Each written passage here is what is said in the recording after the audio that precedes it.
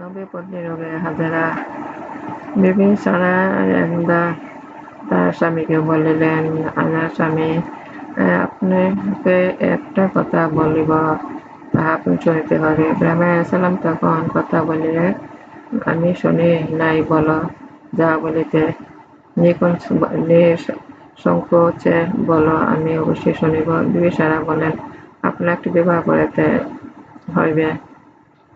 বার্ধক্য এই বার্ধক্য আমাকে কে বিবাহ করিতে চাইবে? বিবাহ সারা, তা হোক, তবু বিবাহ করিতে হইবে। বিবাহের আমার কি দরকার সারা? তো কোনো অসুখ নাই।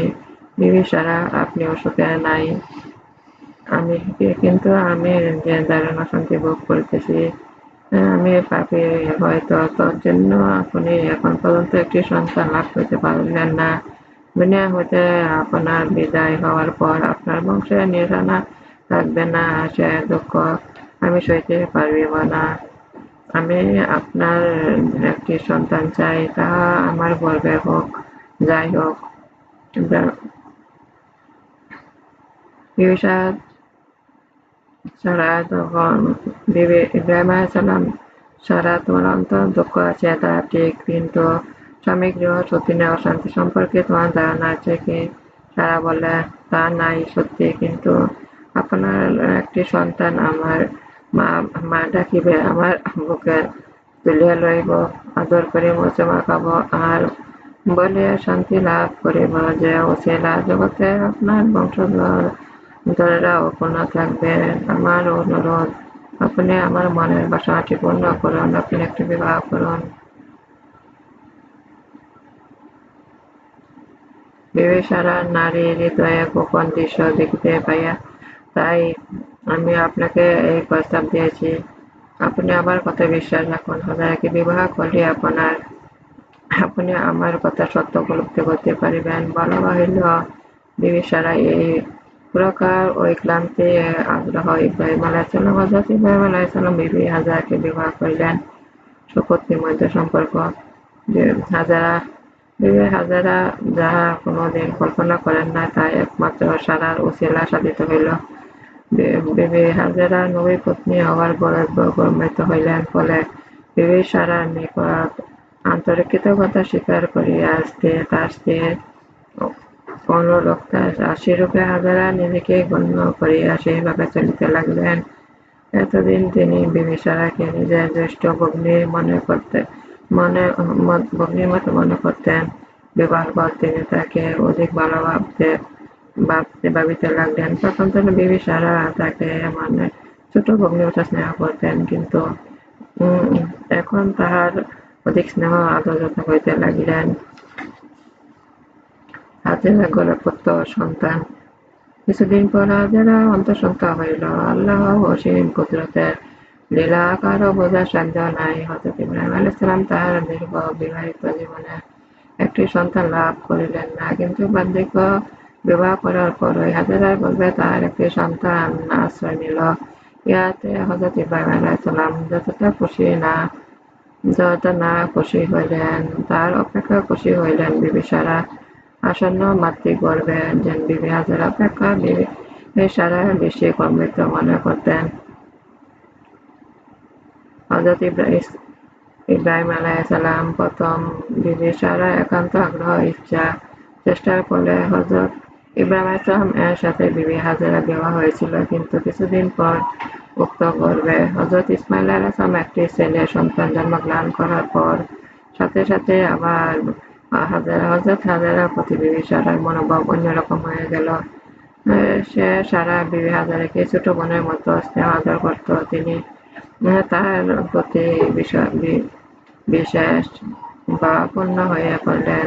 তাহার অন্তরে সপত্নীর সুলভ চিন্তা ভাবনা সৃষ্টি হইল, বাহিরে তা নগ্নরূপে প্রকাশ হইয়া উঠিল। তাহার আচরণ ব্যবহার হয়ে উঠিল অত্যন্ত শত্রুতা হিংসামূলক।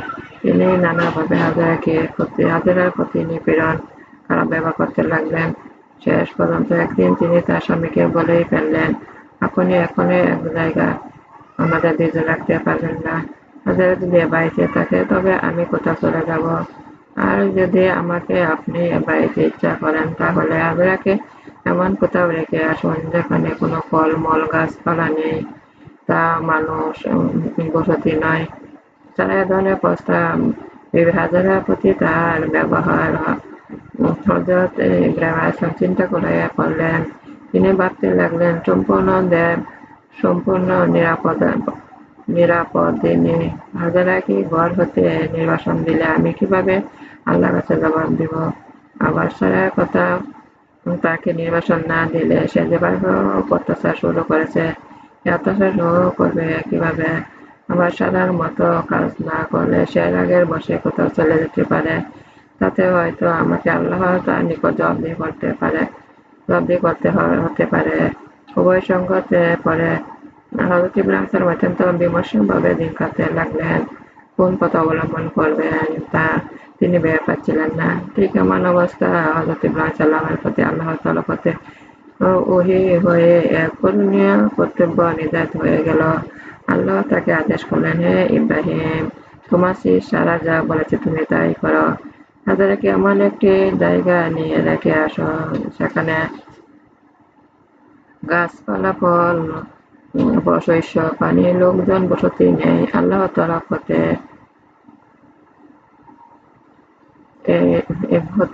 এরপর নির্দেশ পেয়ে হযরত ইব্রাহিম আলাইহিসসালাম যেন একটা দিক সন্ধান লাভ করলেন।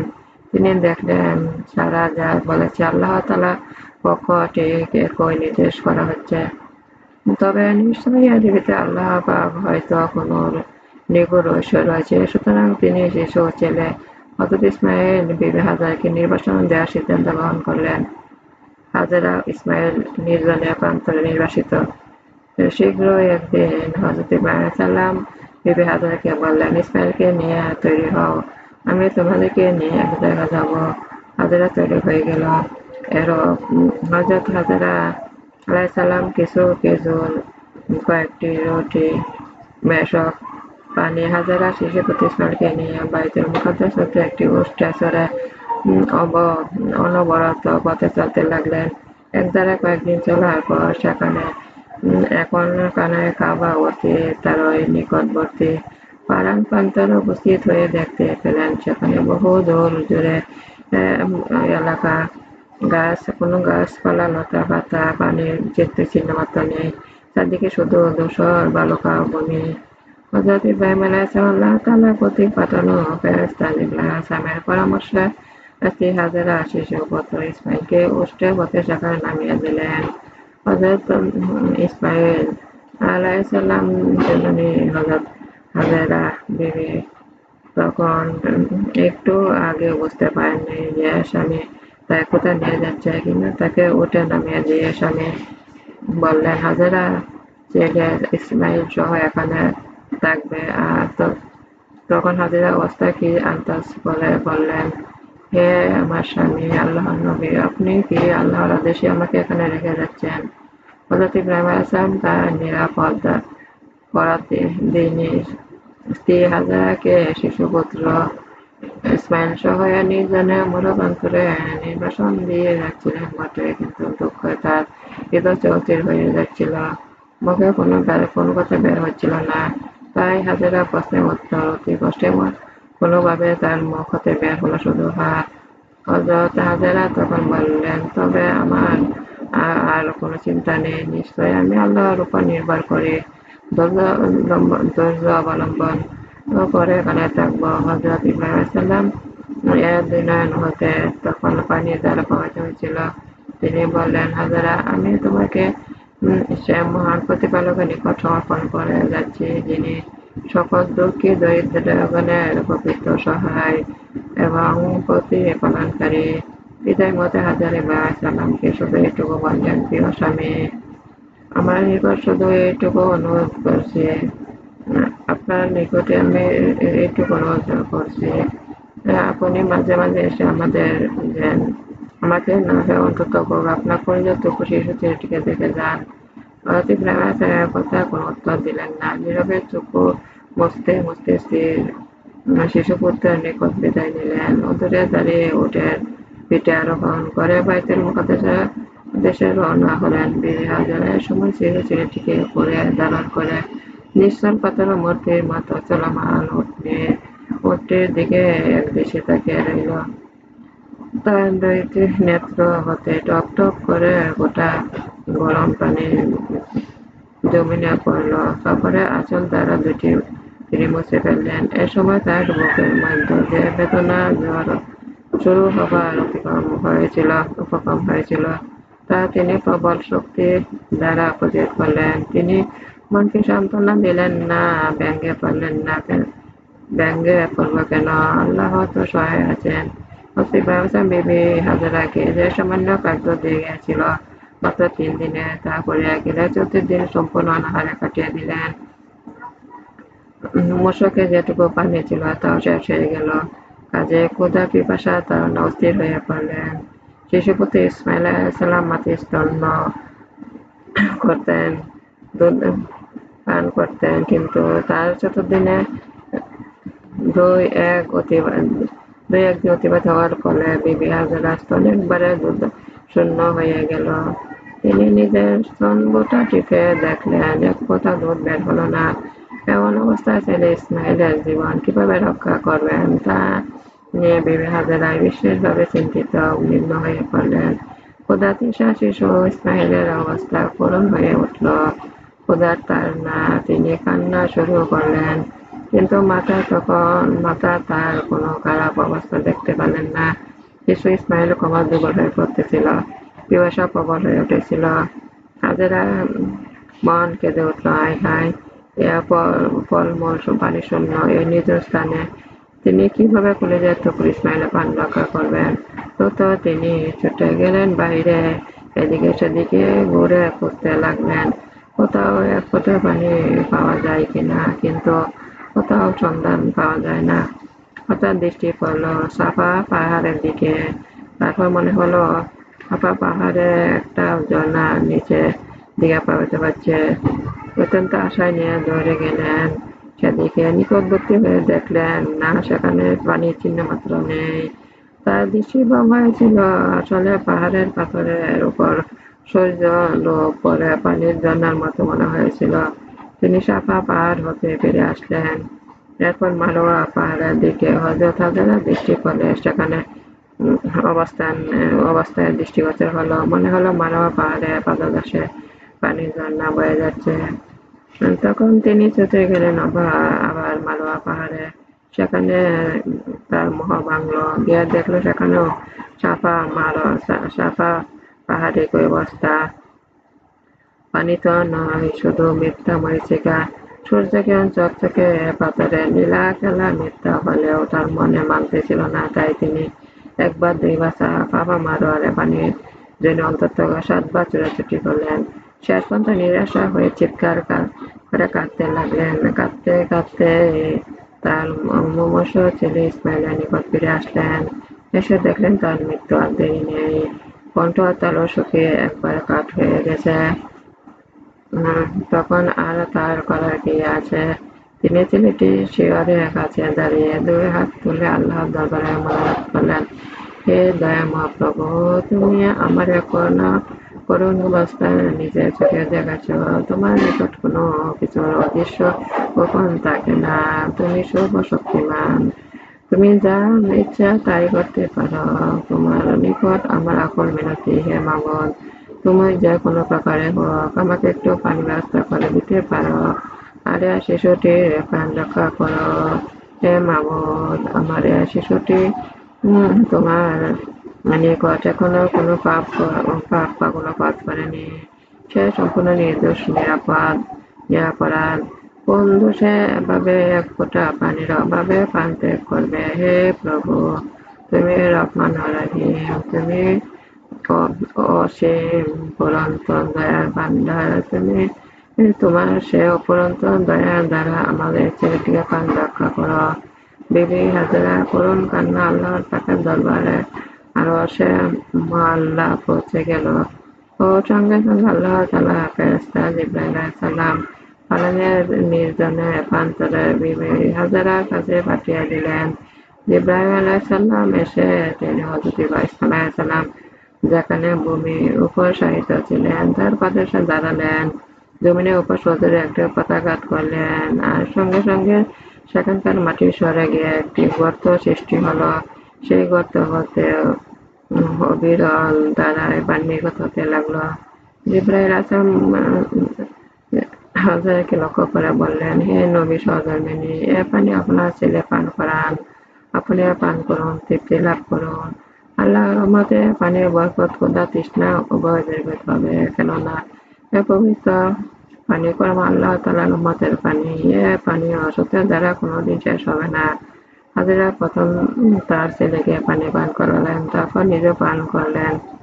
তারপর মুক্ত কুয়ার চারদিকে বাঁধ দিয়ে আটক করে রাখলেন। এক কূপটির নাম হলো জমজম কূপ। হযরত হাজেরা রাদিয়াল্লাহু পুত্রের জন্য পানির সন্ধান করতে গিয়ে ৭ বার সাফা মারওয়া দৌড়াদৌড়ি করেছিলেন।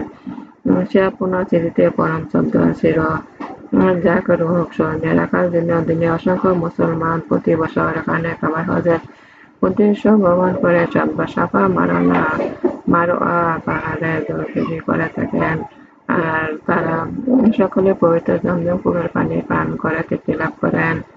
এরপর বিবি হাজেরা তার ছেলেকে সহ কয়েকদিন শুধু জমজম কূপের পানি পান করে কাটিয়েছিলেন। তারপর সহসা হযরত জিবরাইল আলাইহিস সালাম এসে বিবি হাজেরাকে বেহেশতের কিছু খেজুর খুরমা দিয়ে বললেন, এগুলি ভক্ষণ করে বীজগুলি জমজম কূপের চারদিকে পুঁতে দিবেন। আল্লাহর অসীম রহমতে অতি অল্প দিনের মধ্যেই এর হতে গাছ উৎপন্ন হয়ে তাতে ফল ধরবে। বিবি হাজেরা তাই করলেন। তিনি ওই ফলগুলো খেয়ে তার বীজগুলো সব মাটিতে লাগিয়ে দিলেন। বাস্তবিক অল্প দিনের মধ্যেই তা হতে গাছ উৎপন্ন হলো এবং আল্লাহ তাআলার কুদরতে অচিরেই তা ফলে পরিপূর্ণ হয়ে গেল। বিবি হাজেরা এতদিন বাস করার জন্য কোনো ঘর ছিল না। শিশু ছেলেটি উন্মুক্ত আকাশের নিচে তিনি বাস করতেন। এবার তিনি খেজুর, শাখা, পাতা দ্বারা একখানা করে ঘর তৈরি করে তাতে বাস করতে লাগলেন। হাজেরা এখন আর পানাহার কোনো অসুবিধা নেই। প্রয়োজন মতো খুরমা, খেজুর আহার করেন, জমজম কূপের পানি পান করেন, নিজের তৈরি ঘরে বাস করেন। আল্লাহর রহমতে তার ছেলেটি নিয়ে এখন নিশ্চিন্তে দিন কাটাচ্ছেন। একদিকে সব কাণ্ড ঘটে গেল, অন্যদিকে হাজেরা কিন্তু এসব সমস্ত কিছু জানতে পারিলেন না। বিবির চেহারা অত্যাচার ও উৎপীড়ন রুগ্ন ভাষায় তিনি হাসিয়া উড়িয়ে দিলেন। এইভাবে কিন্তু একদা হযরত ইব্রাহিম আলাইহিস সালাম বিবি হাজেরাকে ডাকিয়া বলিলেন, হাজেরা, ইসমাঈলকে নিয়ে প্রস্তুত হও, আমাদের কোনো স্থানে গমন করিতে হইবে। তুমি হাজেরা কোনো কিছু স্থির করিতে পারিলেন না, তবে তাহার হৃদয়ে যেন একটা জিজ্ঞাসা-ভাব দেখা দিল। সে বিবির সারা রুগ্ন ব্যবহার তার স্বামীর নির্দেশের মধ্যে কোনরূপ যোগসূত্র আছে কিনা।